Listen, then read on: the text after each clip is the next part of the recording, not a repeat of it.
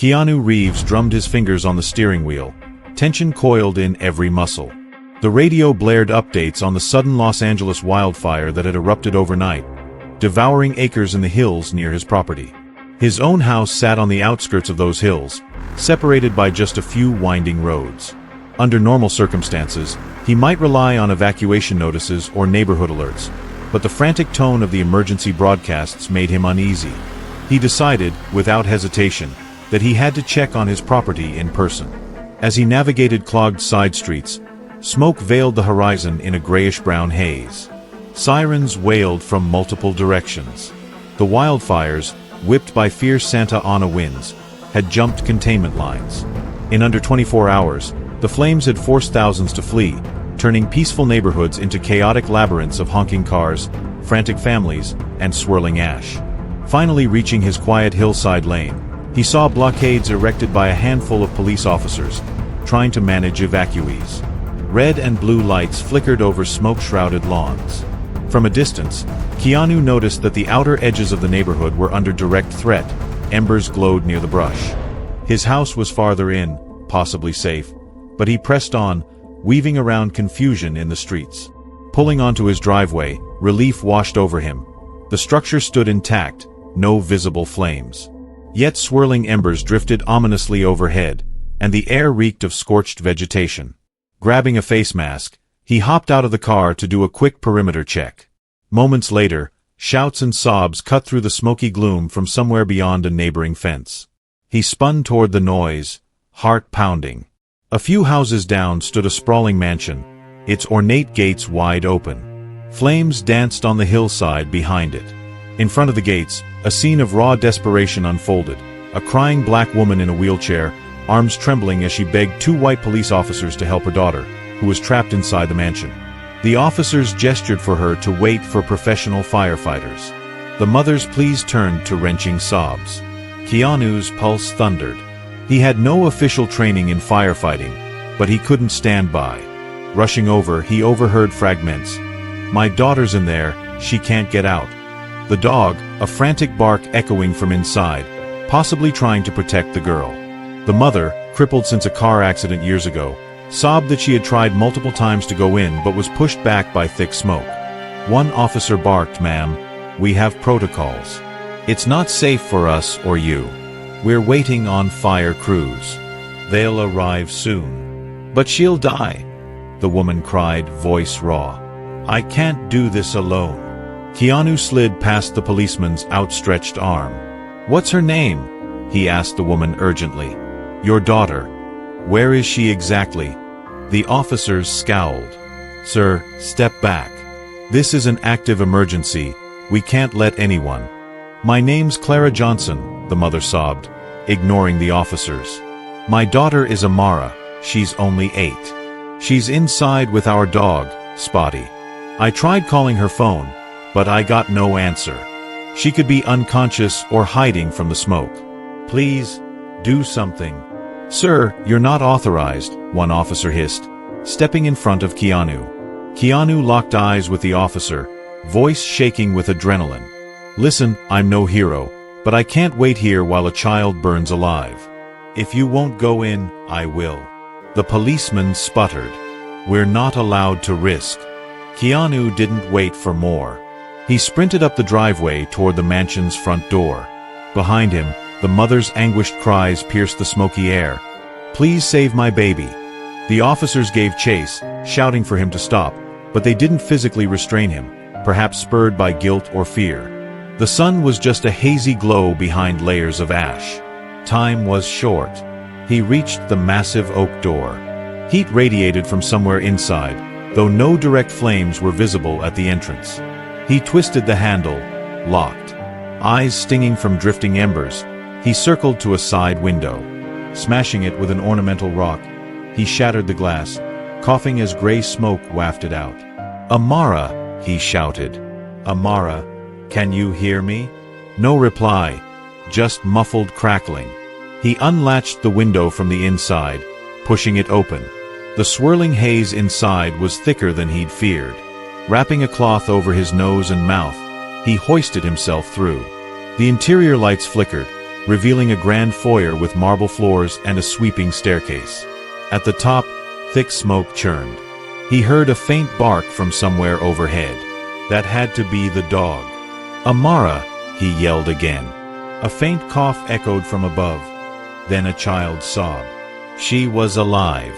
Dropping to his knees, where the air might be marginally clearer, he crawled across the foyer, scanning for flames. The corridor leading to the kitchen seemed smoke-filled but not blazing. The real threat came from deeper in the mansion or the second floor.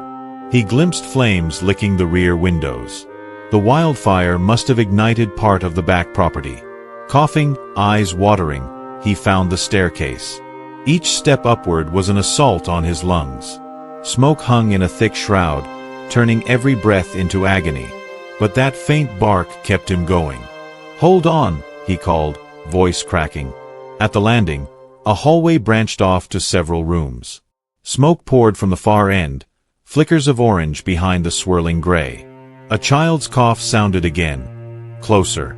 On hands and knees, Keanu advanced, calling, "Amara, where are you?" A frail voice, "Here, in my bedroom, can't get out," followed by the dog's frantic yip. Relief surged through him. She was still conscious, meaning he had a chance. He reached a door on the left, the handle scorching to the touch.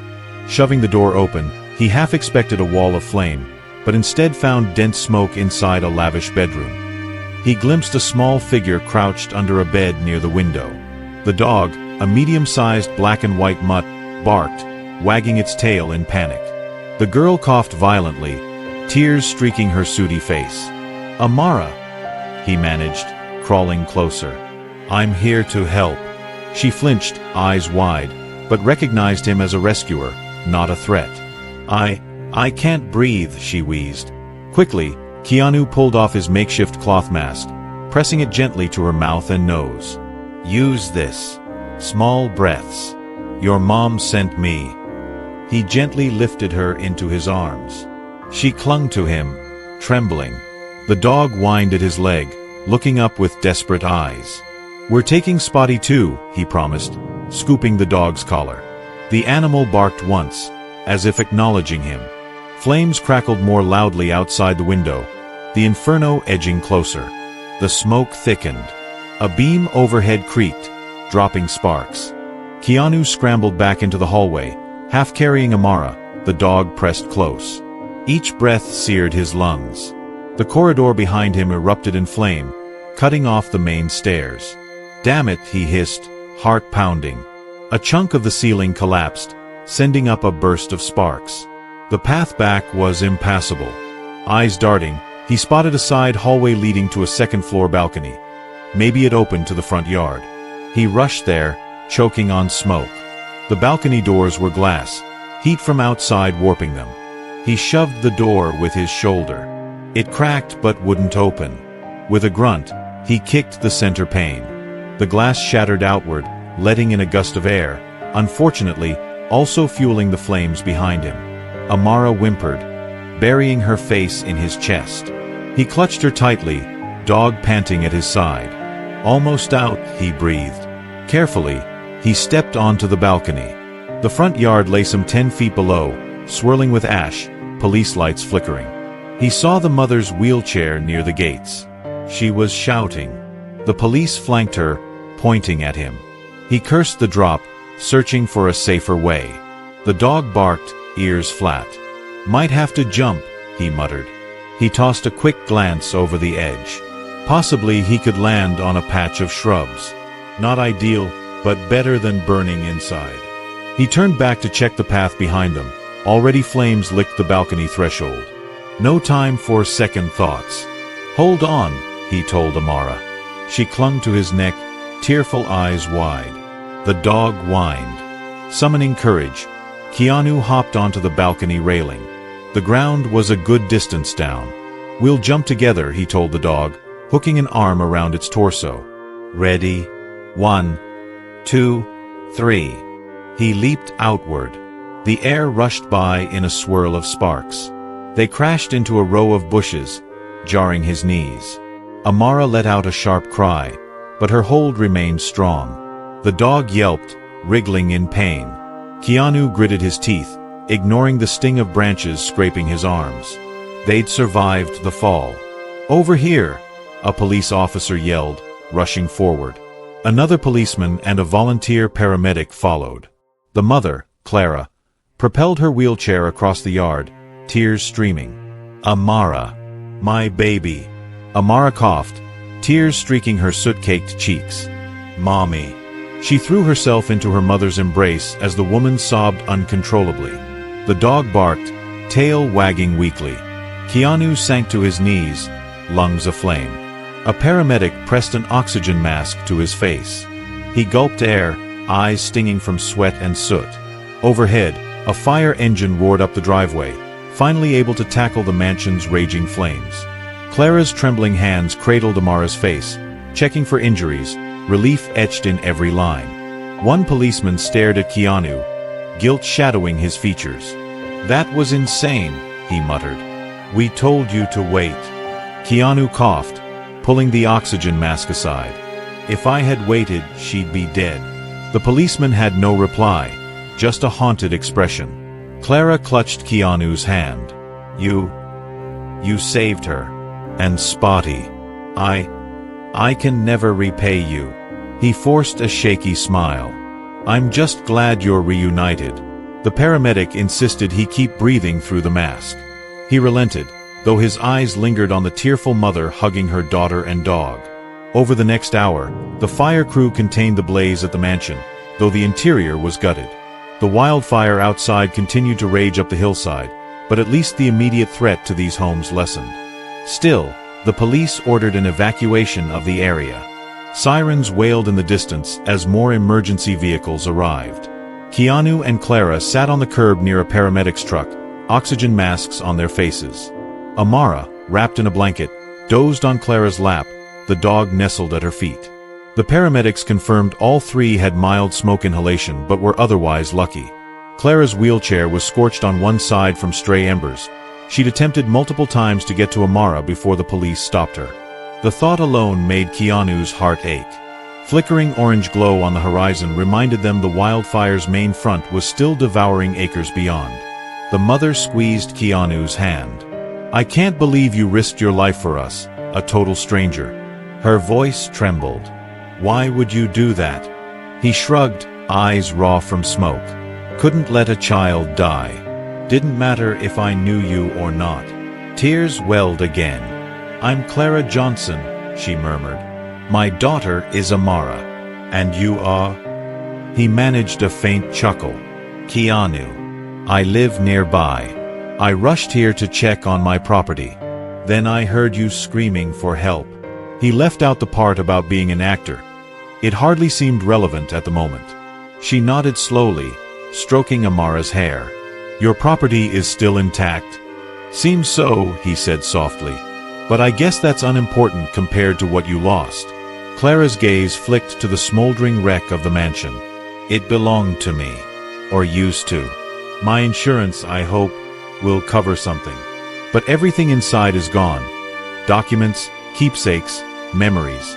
She swallowed thickly, eyes brimming with tears. Keanu placed a comforting hand on her shoulder.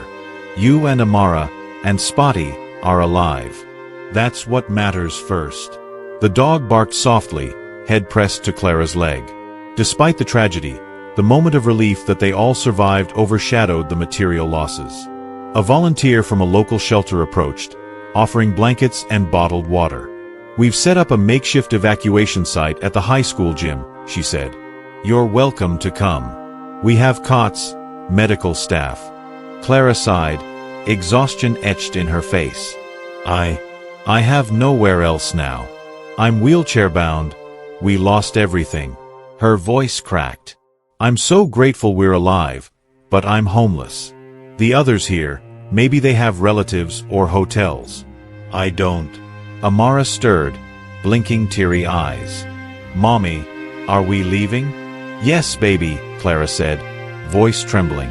"We have to get away from the fires." Keanu's mind whirled. He thought about the Red Cross shelter. Chaotic, crowded, not necessarily well-equipped for a wheelchair user with a traumatized child. He couldn't bear the idea of them in some uncomfortable gym cots. Yet, what alternative did they have? He cleared his throat. "Clara, if you'd rather not go to a public shelter, you could come with me. My house is safe for now, and I have space. It might be easier for Amara to rest." He blushed, aware it might sound presumptuous. "I understand if you don't trust me, a stranger. But I can't leave you here with no real plan." Clara's eyes glistened. "I don't know what to say." "You'd have your own rooms," he added hastily. "I can accommodate the wheelchair, I think.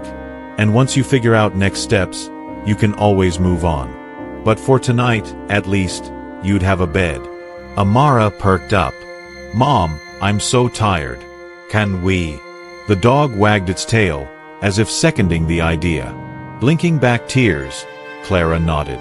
"Mr. Reeves, I can't impose, but I'd do anything for my daughter's peace. If it's truly okay, then yes." He forced a smile, warmth flooding his chest. "Then it's settled. Let's get you to my car." The volunteer from the shelter gave a supportive nod. "If that's an option, it might be more comfortable for them. We'll mark them as safe but displaced. Miss Johnson, if you need our resources later, just let us know." Clara murmured thanks, eyes wide with gratitude. The paramedics cleared them to leave, cautioning about rest and fluid intake. With careful maneuvering, Keanu helped her into the passenger seat of his SUV, folding her wheelchair in the trunk. Amara climbed into the back with Spotty. She looked small and weary, but safe. The raging wildfire glowed like an angry beast behind them as Keanu drove away. Smoke still billowed, orange embers dancing in the wind. Sirens blared in the distance, firefighters battling for every street. Clara looked out the window, tears silently sliding down her cheeks. She whispered, "Thank you," voice quavering, and closed her eyes. Keanu just squeezed the steering wheel, heart heavy.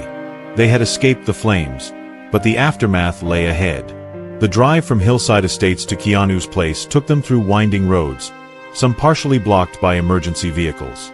By the time they arrived, the sky was a murky gray with dawn hints on the horizon. Exhaustion weighed on them all. Keanu's modern-style home, perched on a safer slope, stood intact, free of ashes so far. Clara peered through the car window, relief mingling with sorrow. She had lost her own grand home, but at least there was this refuge. Inside, Keanu flipped on lights, revealing a minimalist decor. Open spaces, large windows, wooden floors. He guided Clara's wheelchair carefully over the threshold. Amara's eyes widened, dog sniffling the corners, tail wagging. "You can use the guest suite. It's on the ground floor, no steps." "Let me show you," Keanu offered quietly. They followed him down a hall into a spacious bedroom with an attached bathroom. Clara sank into relief seeing wide door frames, sturdy railings. "You have accessible features?" He shrugged. "I had them installed for a family member who once stayed here. Not used often, but they're functional." He fetched fresh sheets and towels, quickly making up the bed. "I'll get you clothes or anything else you need." Clara's eyes welled again. I have no clothes, no belongings, everything's gone. Even Amara's things. We only have what we're wearing. "We'll buy replacements tomorrow," he replied gently, empathizing with the staggering loss. "For tonight, I can at least give you pajamas or t-shirts. Might be big, but better than soot-stained clothes." Amara, petting Spotty, sank onto the bed, exhaustion etched in her face. The dog curled at her feet, tail thumping once. Clara wheeled closer, pressing a hand to her daughter's forehead. "We'll be okay," she whispered, voice tinged with determination. "We'll figure out the rest tomorrow." She then turned to Keanu. "I don't know how to thank you enough." He forced a reassuring smile. "Let's handle gratitude later. Right now, you both need rest." He left them to settle, retrieving t-shirts, sweatpants, spare towels. When he returned, Amara had fallen asleep, hugging Spotty. Clara murmured, "She's been through so much. Thank you for giving us this safe space." Keanu nodded, left the items on a side chair, and softly closed the door. In the living room, He exhaled shakily. Less than 12 hours ago, he was just a concerned property owner checking on wildfire damage. Now, he had a traumatized mother and daughter under his roof. The scale of their loss rattled him. He texted a friend who volunteered with the Red Cross, letting them know he was housing a displaced family of 2 plus a dog. His friend promised to follow up with resources. Despite overwhelming fatigue, sleep eluded him. He rummaged in the kitchen for tea, each sip fueling conflicting thoughts. Relief that Amara and Spotty survived, sorrow for Clara's predicament, anger at the wildfire's devastation. By the window, he glimpsed the faint glow of dawn. The city's horizon remained smudged with smoky haze. He hoped the winds wouldn't shift, or the blaze could threaten more homes. Eventually, exhaustion claimed him. He slumped into a living room armchair, dozing off with half a cup of tea balanced precariously in his hand. Bright sunlight roused Keanu from his uncomfortable nap. He blinked blearily, nearly spilling cold tea. A soft bark from the hall reminded him he had guests. Rising, he followed the sound to the kitchen. There, he found Clara awkwardly maneuvering her wheelchair near the fridge, trying to fetch water. Spotty circled, tail wagging, while Amara rummaged for something to eat. Keanu smiled. "Good morning. Did you sleep okay?" Clara spun around, startled. "Yes, actually. Better than expected, all things considered. I hope you don't mind me in the kitchen." Amara said she was hungry. He waved a dismissive hand. "My home is yours for now. Let's fix breakfast. I have eggs, toast, fruit. We can plan to get you clothes and supplies later." Amara yawned, rubbing her eyes. "Mom, I'm starved." "Mr. Keanu, can I have cereal?" He chuckled. "Sure, cereal plus maybe some fruit." And no Mr. Keanu needed. Just Keanu. The child gave a shy grin. They ate a modest breakfast at the dining table. Clara sipped coffee, shoulders slumped with tension. "I keep replaying last night. The house, the smoke. If you hadn't shown up." Amara fidgeted with her spoon. "Spotty barked so loud, I think he saved me too. Then you came." She glanced at Keanu with shining gratitude. He nodded, heart squeezed by the memory. "Yes, your dog's a hero as well." Spotty barked once, as if confirming. After breakfast, Clara insisted on at least washing the dishes, not wanting to freeload. Keanu relented, helping navigate the wheelchair at the sink. Meanwhile, Amara wandered the living area, intrigued by movie posters on the walls. She recognized Keanu from some older kid-friendly cameo. "Wait, are you that actor?" she asked, eyes round. He smiled sheepishly. "Guilty. Let's keep it low-key, though." She giggled. "That's so cool." Shaking her head in affectionate amusement, Clara approached. "You're famous?" "You never said." He shrugged. "Didn't think it mattered." She gave a grateful laugh. "Well, you're more than an actor to us. You're a lifesaver." Her eyes misted, then she exhaled. "So about next steps. We have no clothes, no ID except maybe what's in my purse. I left my wallet in the house. My phone is half broken. We literally have nothing." "We'll fix that," Keanu assured. "First, clothes. Then we contact your insurance. See what they can do about temporary housing or funds. If you need a lawyer, I know a few. And you can stay here until something is sorted." Tears welled in Clara's eyes again. "I don't deserve this kindness. But for Amara's sake, I accept." Days turned into a week as Clara and Amara settled in under Keanu's roof. The LA wildfire eventually came under control, leaving a trail of blackened hills and smoldering ruins. Hillside Estates was partially off-limits. Officials confirmed that Clara's mansion had severe structural damage, unlivable. She met with an insurance adjuster, verifying coverage. The mother clung to hope that some settlement might help them rebuild or at least relocate.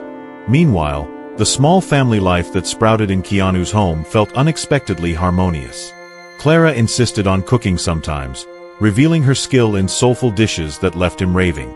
Amara overcame nightly nightmares of flame and smoke, comforted by Spotty curled at her side. The dog roamed the property, tail wagging, quickly adapting to new surroundings. Keanu helped Clara file official documents to replace lost IDs. He accompanied her to a social services office, ensuring wheelchair accessibility. Amara needed new clothes, new school supplies. He footed the bills, ignoring Clara's apologetic stammers. "Let me do this," he repeated. "You're not imposing, I promise." One afternoon, after a grocery run, they sat in the living room, sorting produce. Clara broke the silence, voice trembling. "I can't keep relying on your generosity forever. We need our own place." Keanu nodded gently. "I understand. Have you decided if you want to rebuild or move?" She exhaled shakily. "Rebuilding in that area seems foolish. The memory of that night, plus my mobility issues. Another wildfire could trap us again. Maybe I'll find somewhere safer." "What about an accessible rental in a calmer neighborhood?" he suggested. "Use insurance money to start fresh. LA is big, but I can help find a place that suits you." She blinked tears. "That might be best. Amara deserves a stable environment. And you deserve your privacy back. Though we'll never forget your hospitality." He forced a wry grin. "I like having you around. But I get it. You need independence." Spotty thumped its tail as if eavesdropping, letting out a small bark. Amara giggled, hugging the dog. Thus began their search for a suitable rental, aided by a real estate contact of Keanu's. They found a modest home in a quiet suburb, one with wheelchair ramps and wide doorways. The rent was high but feasible if the insurance paid promptly. Meanwhile, Keanu offered to cover the deposit and first couple months to smooth the transition. Amara, only 8 yet wise beyond her years, told Keanu one evening, "I'll miss staying here, but Mom says we have to stand on our own feet." "Well, her feet are broken, but, you know." She gave a sad smile. He ruffled her hair, touched by her understanding. "I do. And I'll always be nearby if you need me." The day arrived for them to move out. Keanu drove them across town to the new rental, a cozy single-story. A ramp led to the front door. Inside, a simple living room, 2 bedrooms. Clara's eyes shone. "This is perfect." No stairs, a small yard for Spotty, near a decent school for Amara. "I never dreamed I'd find somewhere so quickly." Keanu helped unload the few new possessions they'd accumulated. Clothes, some donated furniture, plus personal items. Amara squealed, exploring her small but bright bedroom. She pinned up a photo of Keanu with her mom and dog in the background, taken last week. Clara tested the bathroom, relieved at the accessible shower. As they settled in, an emotional hush fell. The unspoken gratitude and memories of tragedy weighed on them. Finally, Clara turned her wheelchair to face Keanu. Her voice trembled. "Thank you for saving us from the fire. And for everything after. Housing, money, moral support. You gave us a second chance at life." Keanu swallowed hard. "You have each other. That's the real victory. I just did what anyone with a conscience would do." She smiled sadly. "Not many would. The officers at the scene wouldn't risk it. You did. And you saw us through the aftermath. Your family now, in my eyes." Tears welled in Amara's eyes as she slipped her hand into his. "I drew you something." She handed him a sketch, him carrying her and the dog from swirling flames, titled "My Real-Life Hero." He fought a lump in his throat. "I'll treasure this always," he murmured, voice shaking. They spent the rest of the day arranging furniture, hooking up basic utilities. By sundown, the new place felt livable, albeit sparse. Spotty explored the tiny yard, wagging its tail at the fence. Keanu lingered a while, helping set up the wheelchair ramp in the back door. Then, as dusk fell, it was time to leave them to their new home. Clara and Amara hugged him at the door. "You're welcome anytime," Clara said, eyes misty. "Dinner, a movie, anything." He promised to visit soon, gave them both a farewell hug, patted Spotty's head.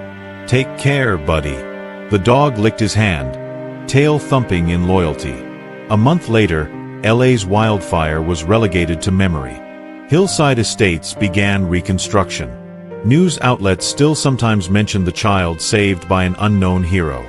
But Clara and Amara lived quietly in their new suburb, forging a stable routine. Insurance funds finally arrived, enough for them to plan a more permanent future. Clara considered upgrading to a better wheelchair, enrolling Amara in a local art program. The dog thrived in a yard free of swirling embers. Keanu stayed in touch, dropping by monthly with groceries or little gifts. He often found them cooking or painting, the atmosphere in their modest home brimming with warmth, a far cry from the terror that once nearly consumed them. Every time he stepped inside, he felt a quiet pride in helping them reach this peace. One autumn evening, he joined them for dinner, the table set with candles. They chatted about Amara's new school, how she was making friends, how Spotty had become a favorite among the neighbors. Clara recounted an upcoming doctor's appointment for her spinal condition, hoping to improve mobility. She also mentioned volunteer work she planned to do at a local women's shelter, wanting to give back. The circle of kindness continued. After dessert, as he prepared to leave, Amara held his hand. "Thanks, Mr. Keanu," she whispered. "You gave us a home when we lost ours. Because of you, I have my mom and Spotty alive and well." He knelt, smiling gently. "You have each other. That's the greatest treasure." She nodded, tears glistening. The dog barked, tail wagging in the flickering candlelight. Clara's eyes shone with gratitude. They parted with tight hugs, content that from the ashes of tragedy, a new family bond had formed. Driving home, Keanu reflected on fate, how a last-minute decision to check his property led him to discover a frantic mother in a wheelchair, a child trapped in smoke, a loyal dog refusing to abandon its friend. He realized that sometimes the greatest roles in life aren't on screen. They're moments of raw compassion, fueled by a simple refusal to stand idle when someone is in peril. In that sense, the LA wildfire was more than a disaster. It was a crucible that tested hearts, forging an unbreakable friendship in the flames.